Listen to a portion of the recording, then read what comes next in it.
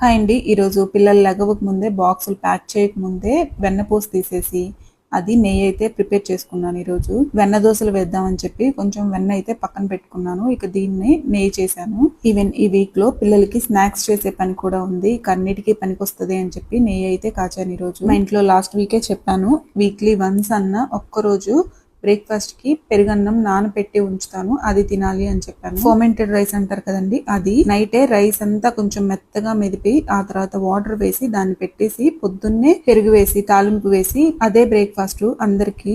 Even ఈ రోజు నుంచి పిల్లలు బస్ కి వెళ్తున్నారు, సో కొంచెం రష్ అయింది కూడా నాకైతే. కాకపోతే 5:30 కల్లా లెగిస్తే ఎటువంటి రష్ లేకుండా పీస్ఫుల్ గా అయిపోతుంది. ఈ రోజు క్యారెట్ రైస్ చేశాను. 7:15 7:20 కల్లా బస్ వచ్చేస్తుంది. ఆ టైం కి అసలు పిల్లలు బ్రేక్ఫాస్ట్ మేము తినలేము, మాకొద్దు అన్నారు. స్నాక్స్ కి అయితే మకానా పెట్టేసి జస్ట్ నెయ్యి కొంచెం వేసి ఫ్రై చేసి జాగరీ పౌడర్ కోకో పౌడర్ వేసాను. బ్రేక్ఫాస్ట్ మేము తినలేము అంటే ఇక అదే కర్డ్ రైస్ కొంచెం బాక్స్ లో పెట్టేసాను. ఇలా అయితే వాళ్ళకి లంచ్ బాక్స్ ప్యాక్ చేశానండి. ఇంతకీ ఈ రోజు మీ కిడ్స్ కి ఏం ప్యాక్ చేశారో కమెంట్ చేయండి. బై.